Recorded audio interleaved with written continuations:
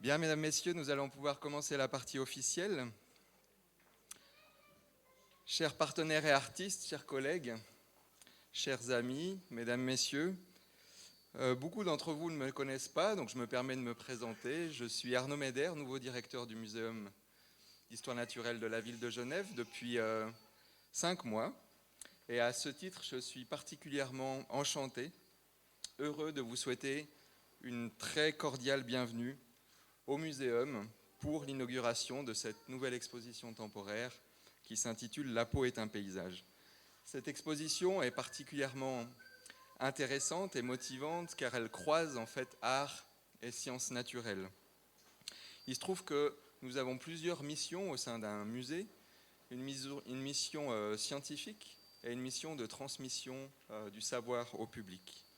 Et l'art est une forme de transmission notamment d'émotions.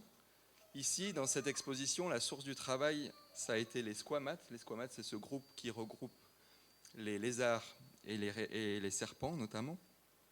Et donc, on a une exposition qui va de l'animal à l'art, de l'art à l'animal.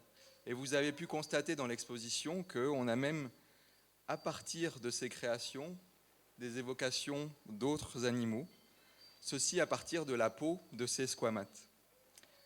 Cette exposition, elle nous apprend à observer à toutes les échelles, à être curieux. Finalement, ça réveille les sens. Par contre, il faut voir et toucher avec les yeux. Au tout début, quand j'ai rencontré l'artiste, j'ai dit « mais on pourra toucher ?» Non, pas les œuvres en tant que telles. Dans des démarches de médiation, il y aura d'autres approches. Mais vous avez pu constater, ou vous constaterez, qu'on est plongé dans un monde peuplé d'imaginaire, et que l'artiste en fait réinterprète le réel et propose une nouvelle forme de réalité.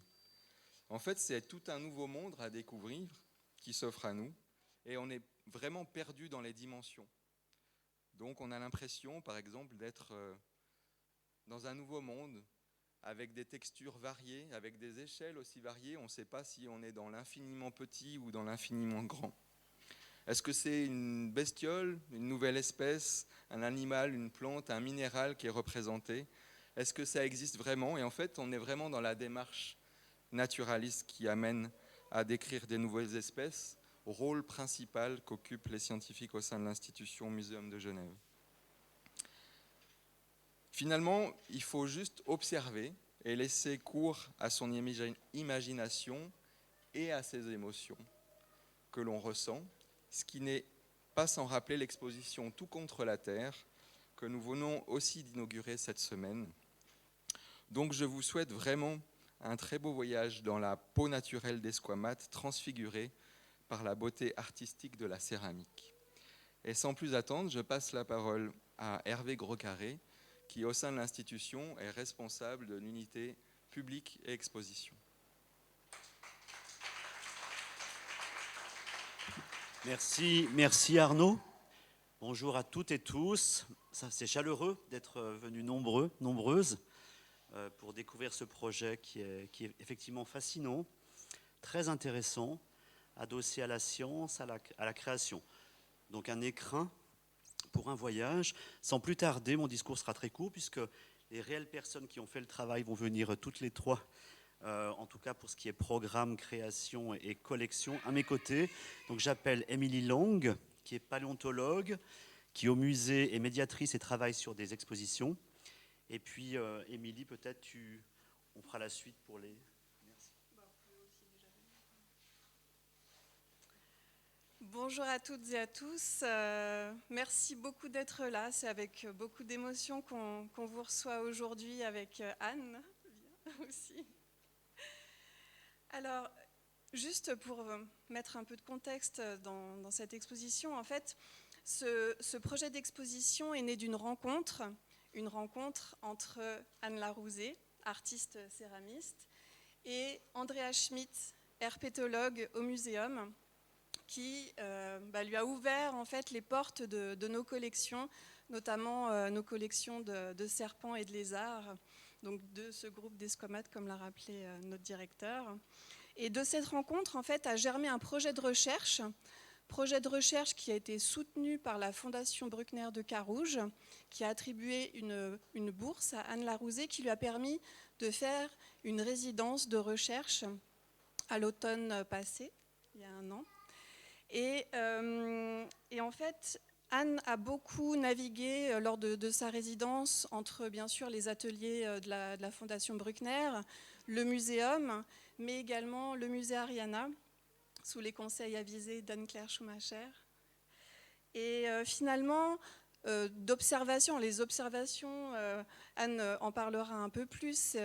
On a fait des observations à la loupe binoculaire, on a été même on a plongé dans la matière avec le microscope électronique à balayage pour voir les ultrastructures qu'il pouvait y avoir dans ces fameuses écailles de serpents et de lézards. Et bien, de toutes ces observations, de toutes les fascinantes discussions qu'on a pu avoir tous ensemble, eh bien, l'exposition s'est co-construite au fur et à mesure en fait, des sorties de four. Et il faut savoir que ce qui intéresse particulièrement Anne Larouzé, en fait, c'est l'inscription du temps dans la matière, et notamment la transcription des peaux animales en céramique et le questionnement en fait, de ce qui fait qu'une matière nous apparaît comme vivante. Et ça, c'est vraiment quelque chose c'est un projet au long cours, un projet de recherche au long cours qu'elle a initié à la Fondation Hermès de Paris en 2015. Et donc, je vais laisser la parole à Anne pour qu'elle nous parle un peu plus de sa fascination pour ces peaux animales. Anne.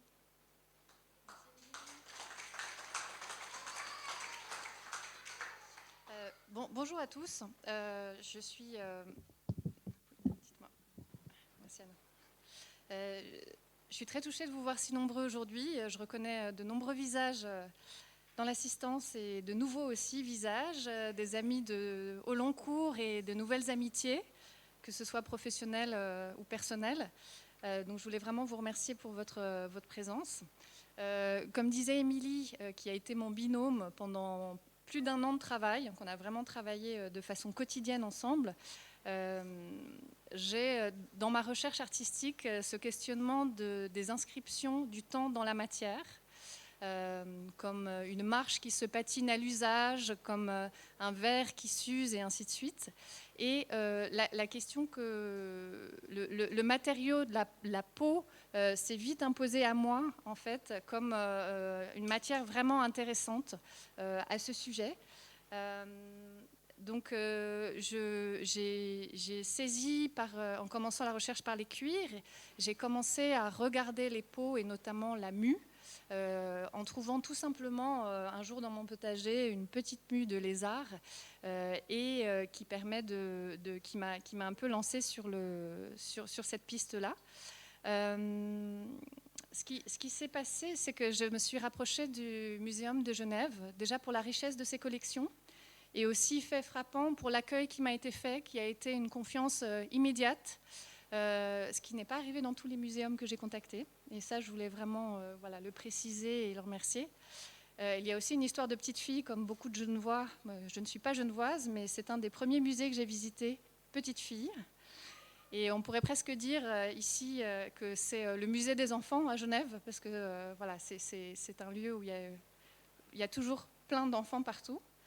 Et on pourrait aussi dire ceci n'est pas un musée, pour plagier un peu Magritte, parce que c'est aussi un lieu de recherche et qu'on a toute une partie cachée auquel on n'accède pas en tant que public, qui est une partie de chercheurs. Donc c'est tout l'autre aile de bâtiment. Et c'est celle où j'ai eu le privilège de pouvoir rentrer et d'aller étudier les collections via la rencontre avec Andreas. Donc j'ai commencé ces recherches autour des mues. C'est étrange, la mue. C'est une peau qui est tombée, l'animal n'est pas mort, mais c'est plus tout à fait du vivant. Et j'ai commencé à fouiller. Et en faisant les premiers prototypes, l'analogie avec le paysage m'a vraiment interrogée. La marque d'une érosion, quelque chose à lire, quelque chose qui s'inscrit dans une matière. Donc ça a été le premier déclic, le premier lien entre le paysage et la peau.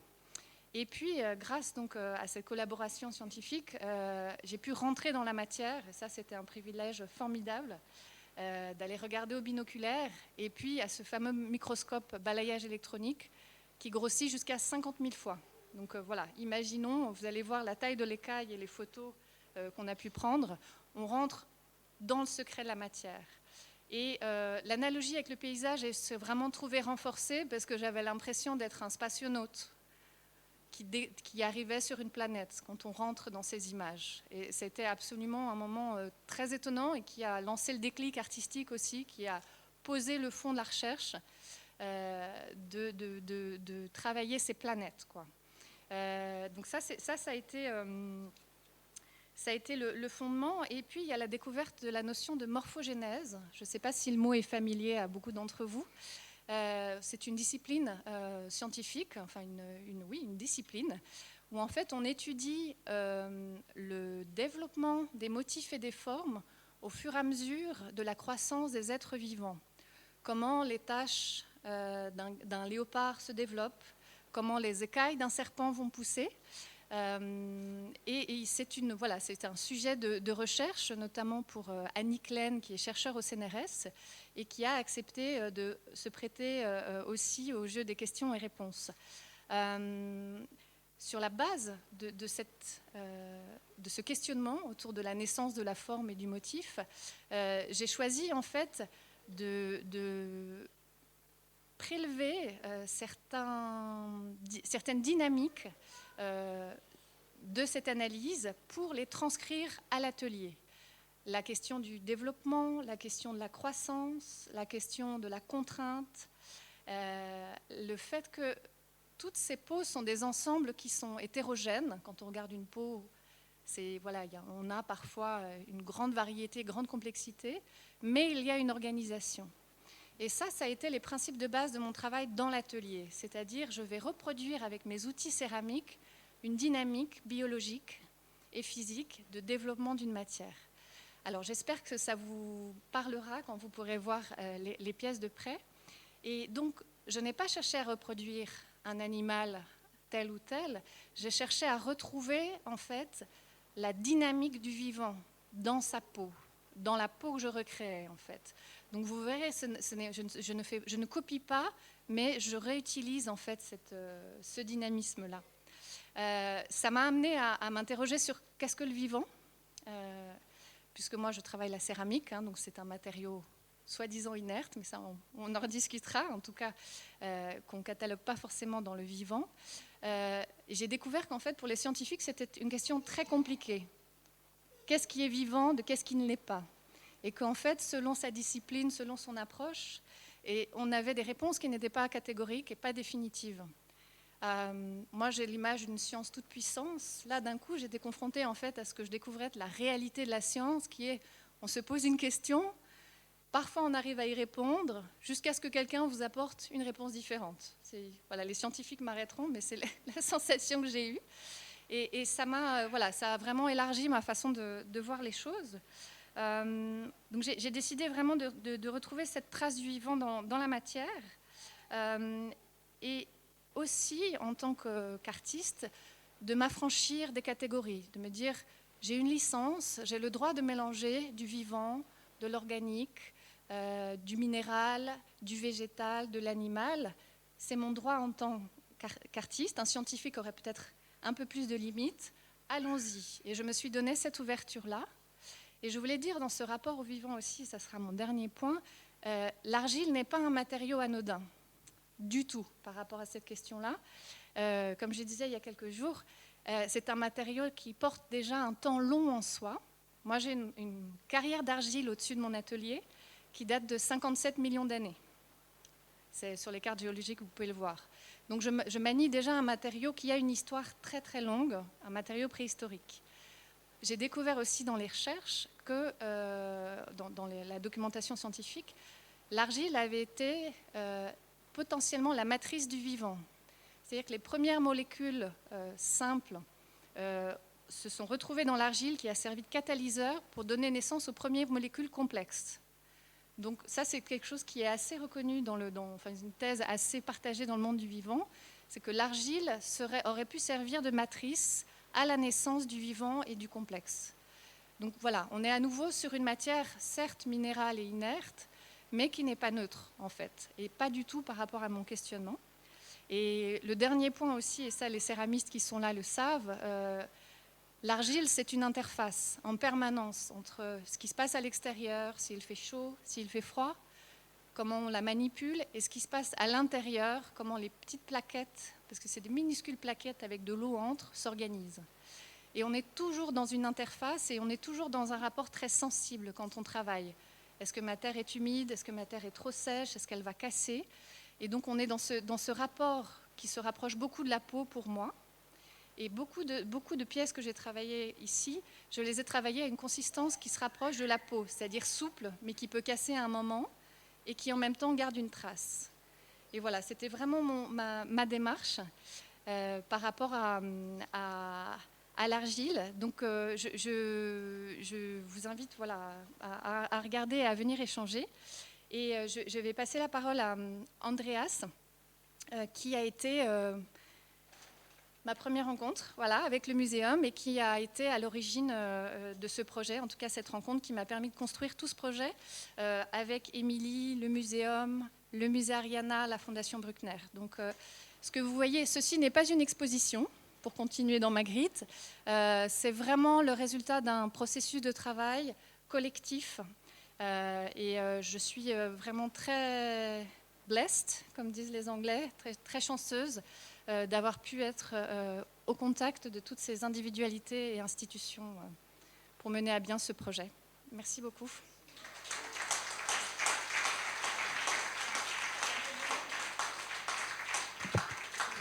Merci Anne. Bonjour à tout le monde.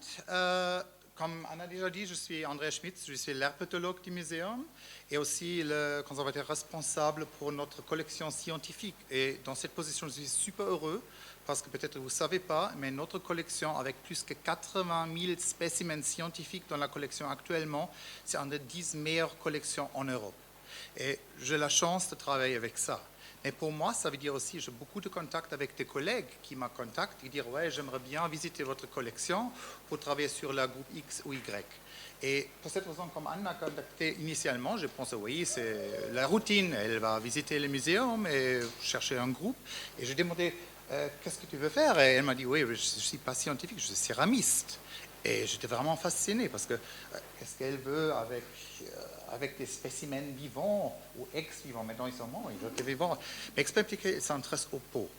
Et j'étais fasciné parce que par hasard, la peau, c'est un des organes les plus méconnus dans les amphibiens reptiles, mais spécifiquement dans les reptiles. Et par hasard, ma femme, elle a fait aussi le doctorat dans l'herpétologie. Elle a travaillé sur les ultrastructures de peau. Et quand Anne est arrivée, on a commencé des communications, des discussions sur ce projet, sur ma connaissance sur le sujet. On a découvert qu'il y a 3 couches complètement différentes. Bien sûr, il y a la couche de kératine, vous connaissez, il y a les écailles qui sont lisses ou carénées, ils sont visibles à l'œil nu. Si on prend les binoculaires, déjà, il y a une deuxième couche cachée des deux, un deuxième paysage, plus ou moins. Mais si on prend le microscope électronique à balayage, il y a une troisième couche encore caché dans cette deuxième structure. Il y a 3 couches. Je suis sûr s'il y a encore des instruments plus puissants, il y a peut-être une 4e, 5e, 7e couche. C'est bien possible. Mais dans ce sens, on a dit, waouh, comment est-ce qu'on peut combiner le domaine d'art avec le domaine scientifique? Et je dis, numéro 1, les structures, ils sont si méconnues. Il y a beaucoup de mes collègues qui ne connaissent pas ces structures en détail. Et aussi, les collègues qui ont travaillé avec ça, ils n'ont aucune idée pourquoi les structures sont comme ils sont. Ça veut dire, bien sûr, ils sont liés au habitat, parce que c'est pour la protection, pour vivre dans l'habitat, c'est une protection contre les prédateurs, contre la chaleur, contre le froid, comme tu as dit, mais aussi, ils sont liés aux locomotions. Et la locomotion, spécifiquement des serpents, c'est très varié. Vous connaissez la reptation, ça c'est normal, mais il y a aussi le mouvement harmonique, il y a le mouvement comme les catapillars, il y a les mouvements qui volent, les fameux serpents qui volent, qui en réalité glissent entre, ils ouvrent les côtés, ils glissent entre les arbres. Et toutes ces structures sont quelquefois liées avec les infrastructures qu'on trouve là-bas. Mais malheureusement, il n'y a pas de vraie réponse pourquoi les structures sont dans l'habitat A comme ça et pas différemment. Parce que si on prend 2 espèces dans le même macro-habitat, ils sont très différents. La même espèce est identique, deux espèces sont très différentes. Ça veut dire pour moi, la réponse, c'est les micro-habitats. Il y a certaines structures qui peut-être pas du tout liées au habitat. Et dans le sens scientifique, pour moi, je vois les choses comme ils sont. Je n'ai pas le droit de les interpréter beaucoup. J'interprète, j'essaie de trouver les faits, mais la grande chance d'Anne, dans le monde d'art, c'est vraiment de faire une interprétation individuelle. Et ça donne quelque chose de vraiment unique à ces structures qu'elle a créées. Et je pense que c'est le parfait mélange entre les deux mondes. Le monde science, qui est peut-être un peu droit, va suivre exactement les règles, et si on détourne un peu, c'est directement des collègues qui disent on ne peut pas le faire comme ça ne va pas. Et le monde d'art qui est complètement ouvert. Elle peut créer quelque chose de complètement nouvel avec les choses qui existent. Et pour cette raison, je pense que cette expo, c'est quelque chose pour tous les mondes. Pour les enfants, parce qu'il y a les animaux qui sont, je pense, très variés et très spectaculaires. La travaux d'Anne qui est vraiment extraordinaire, je trouve les outcomes, c'est excellent. Merci Anne. Je sais, initialement, on a pensé à 2 vitrines, petites vitrines, mais comme elle a dit, il est tout un développement, on a développé plus et plus les idées, et on a juste réalisé énormément de choses. Et avec ça, j'espère que tout le monde va vraiment aimer cette exposition qui est unique. C'est la première pour le muséum, la combinaison, comme M. Meder a dit. C'est la première fois qu'on combine les deux mondes. Je pense que le résultat est fantastique. Et je vous invite à découvrir toutes ces choses qu'on a fait. Merci beaucoup.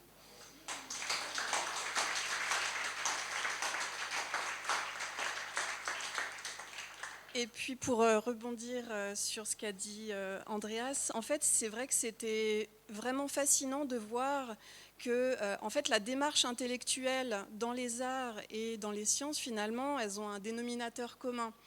On part du côté un peu intuitif du début de la recherche et puis après ça nous emmène vraiment dans un voyage exploratoire assez fascinant. Et finalement c'est ce qu'on a voulu aussi montrer avec la scénographie. Dont Anne Kunz, que Anne Kunz a piloté notamment avec l'équipe scénographique. Donc bravo Anne, c'est vraiment magnifique. Et justement, dans cette scénographie, ce qu'on a voulu montrer aussi, c'est que justement dans les deux alcôves, celle que vous voyez ici et de l'autre côté, en fait, c'est justement cette démarche, cette recherche autour de la matière et autour de ce sujet de recherche. Et puis, en devanture, vous avez en fait l'aboutissement d'Anne Larouzé, l'aboutissement artistique. Donc ça, je trouve que ça marche vraiment bien aussi au niveau scénographique. Je voulais également vous parler de la parution de ce fascicule que j'ai distribué déjà à pas mal d'entre vous. Il y en a d'autres si jamais vous n'en avez pas eu. Ce fascicule est en fait... retrace un petit peu les coulisses de l'exposition et permet de prolonger la réflexion justement sur tout le travail d'Anne Larouzé. Et donc il est distribué gratuitement au public à la demande. Et puis je voulais aussi vous signaler une magnifique programmation culturelle qui a été concoctée par ma collègue Joëlle Vaval. Alors elle propose des ateliers modelage donc en partenariat avec nos collègues de l'Ariana donc pendant les vacances d'automne. Il y a également des visites sensorielles en mouvement qui sont prévues notamment pour les crèches en partenariat avec l'association Colibri. Et puis des rendez-vous mensuels avec les publics pour une visite découverte de l'exposition avec les différents intervenants et intervenantes autour de l'exposition. Et puis, on en arrive aux remerciements, si tu veux venir avec moi. Alors, nous tenions chaleureusement à remercier toutes les personnes qui nous ont soutenus, conseillés, qui ont participé à cette exposition. Donc, particulièrement Anne Kunz, comme je l'ai dit, avec toute l'équipe scénographique, les ateliers pour cette présentation qui est vraiment élégante. On voulait aussi remercier Marie Colella, qui est une graphiste indépendante qui a réalisé l'identité visuelle de l'exposition ainsi que l'identité communication et ce fascicule d'exposition.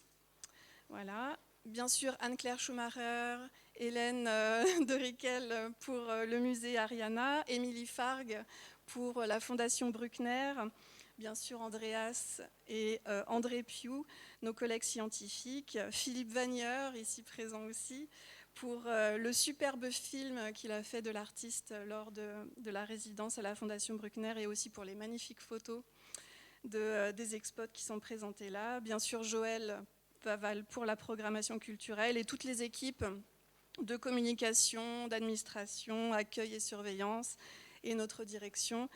Un grand bravo à tout le monde et puis un immense merci à toutes et tous. Je ne sais pas si Anne, tu as envie de rajouter quelques remerciements. Alors, je remerciais tout à l'heure l'équipe officielle. Derrière chaque projet, il y a aussi l'équipe de l'ombre qui soutient. Ils se reconnaîtront. En tout cas, je les remercie profondément de leur accompagnement.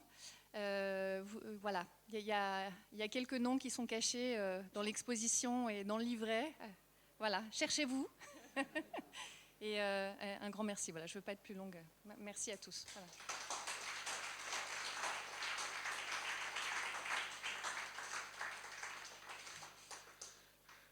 Alors vous avez vu une parfaite démonstration de la passion qu'il y a autour de cette collaboration. Il n'y a presque plus rien à rajouter. C'est vraiment extraordinaire de voir que ces deux mondes peuvent se rencontrer et faire une nouvelle production. Donc je tiens particulièrement à relever en fait cette collaboration interinstitutionnelle avec nos collègues du musée Ariana et la Fondation Bruckner. L'exercice des remerciements est très difficile, donc moi je tiens à remercier pour l'équipe du muséum toutes les personnes qui ont été impliquées dans la réussite de cette exposition. Et vous pouvez évidemment vous référer à l'impressum, au générique qui est dans le livre ou à la fin de l'exposition pour voir dans le détail les noms des personnes concernées. Et je voulais, pour terminer, vous parler d'une autre mue, parce que c'est le titre d'origine en fait de l'exposition. En fait, le muséum va bientôt faire une nouvelle mue dans son histoire, étant donné qu'il y a un important crédit qui a été voté cet été pour en fait la rénovation, la construction d'un nouveau bâtiment pour accueillir les collections en alcool que vous découvrez ici, qui pose notamment un problème de sécurité, donc on va les sécuriser dans un nouveau bâtiment. Profiter de pouvoir réunir les équipes, de redynamiser les galeries, dans les galeries où nous sommes maintenant, rénover complètement la galerie du 3e étage. Donc c'est un grand enthousiasme pour nous d'avoir cette perspective de futur chantier, tant espéré. Et pour l'heure, je vous souhaite une très belle visite dans le monde de la peau est un paysage. Et je vous convie au Verre de l'Amitié, donc au Café du Muséum, situé un peu plus bas. Et tout en vous souhaitant une belle suite de week-end, je vous propose encore une fois de féliciter toutes les personnes impliquées dans cette exposition avec de grands applaudissements.